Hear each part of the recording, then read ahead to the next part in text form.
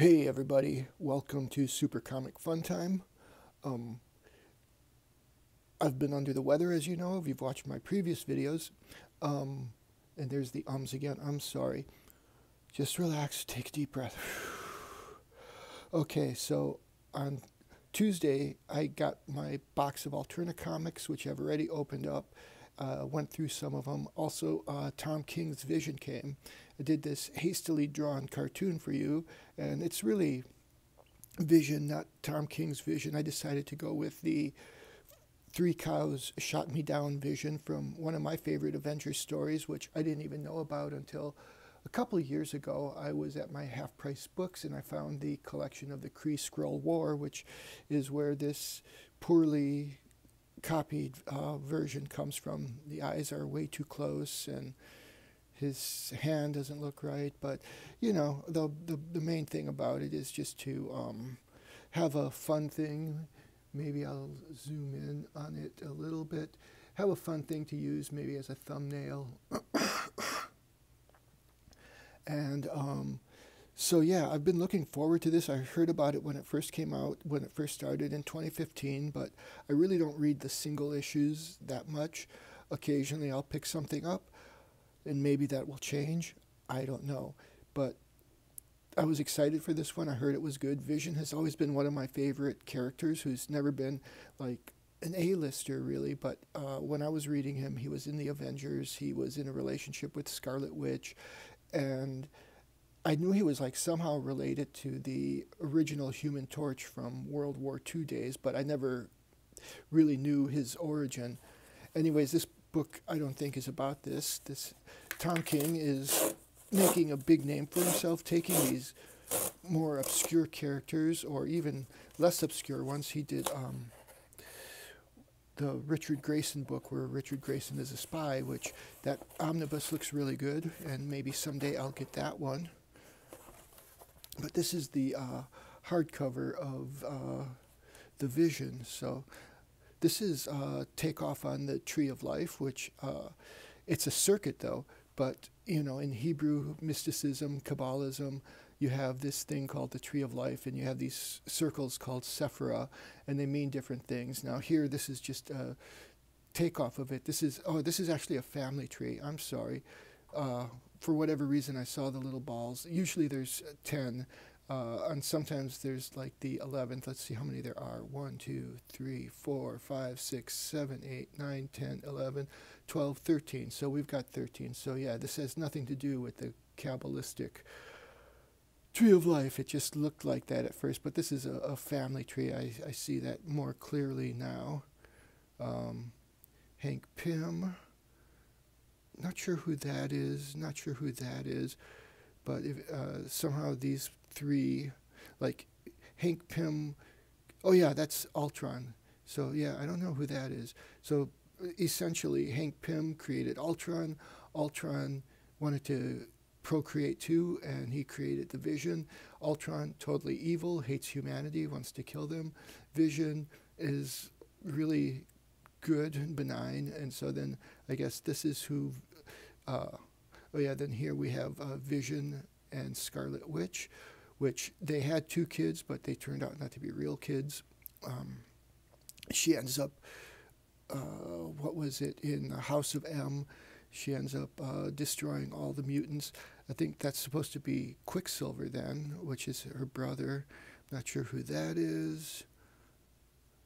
Yeah, so a lot of these faces I don't know, but I'm assuming this is Vision's family. He even creates a Vision dog, so it'll be interesting to see who these characters are. And let's go ahead and let me find something. Usually oh, here we go. Got my utility knife. Just to make it easier to get this cellophane off. And there we go. A comic book masterpiece, the New York Times. Eisner Award winner. So yeah, I don't really follow awards ever. I know the Oscars are coming up, and sometimes I'll use it to make a choice for the movies I watch. Like last night we watched Michael Clayton, which I don't know that was up for an Oscar, but we were looking at all the movies on Fandango, and I don't know. This is a really cool cover. I do like it, even though I mistook it for mysticism at first, and I do like mysticism. Oh yeah, let's go ahead and do this before I forget. Oh, that's very nice. That's really cool. Let's go ahead and get the dust jacket off. Now when I read these, I more or less take the dust jacket off. It looks like they put, it's supposed to be like a family album. So here we go. We get Vision and his family, which I don't know anything about this book except that he has a family and that it can be dark at times. So that's all I know going in. So yeah, they're playing a version of Twister, but with superheroes, and I have no idea if that game exists or not. This is kind of cool because it looks like something that's been out and used in a family. You know, they've got this water stain on it, so that's kind of cool. The book feels, I can't quite describe it. It feels like it has a coating on it or something. I don't think I've done a, oh look, it starts off with a flying dog. I'm just going to flip some. I don't really want to give the story away to me since I haven't read it yet. Yeah, so I'm just going to go ahead and just flip to the back to see, because I don't want to spoil it for myself. I'm really, really interested in it. So it looks like we might have the whole script as part of this collection here.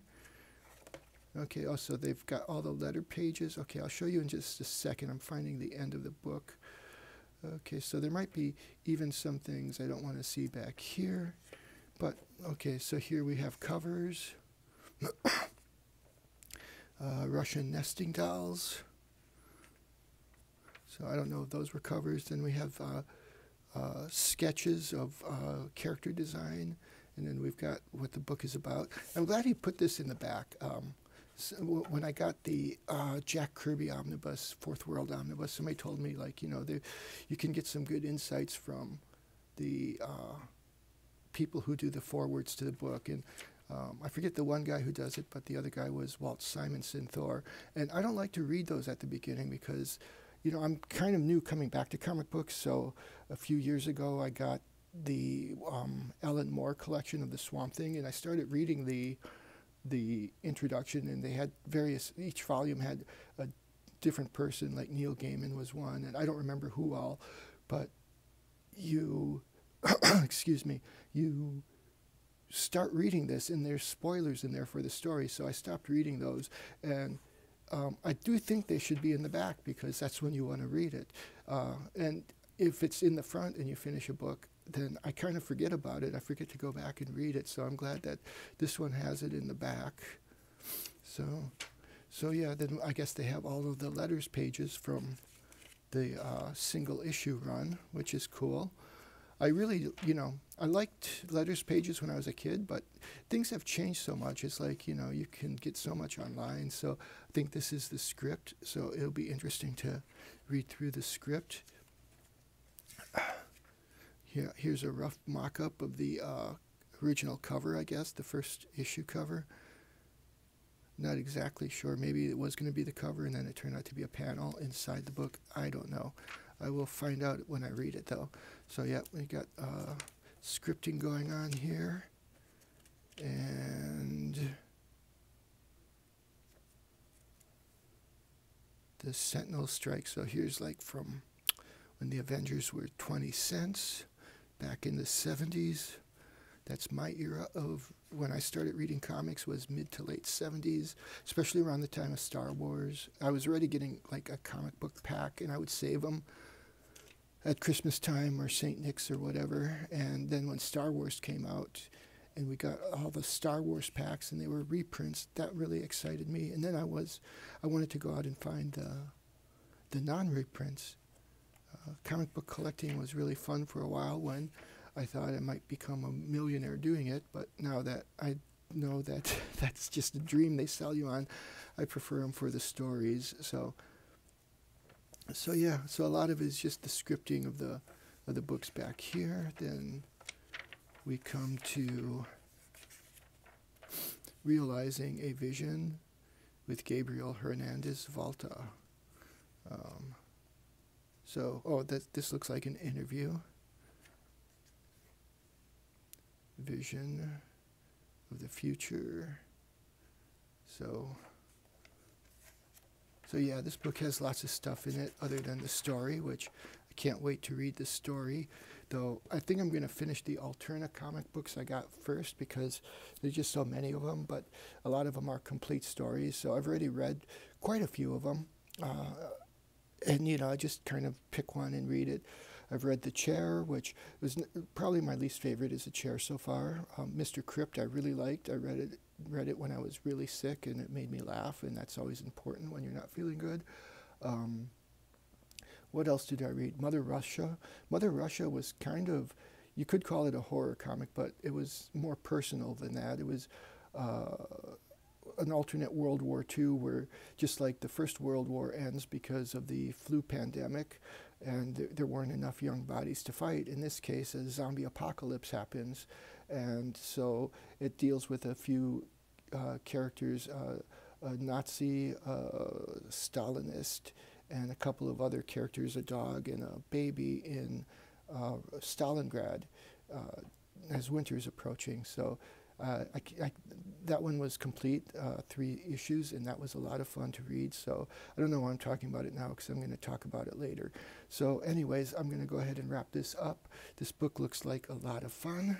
Hope you enjoyed the unboxing. Remember to give it a like, and I will talk to you soon. Super Comic Fun Time out. And yes, have a Super Comic Fun Time. I'm trying to be somewhat consistent at the end here. Goodbye.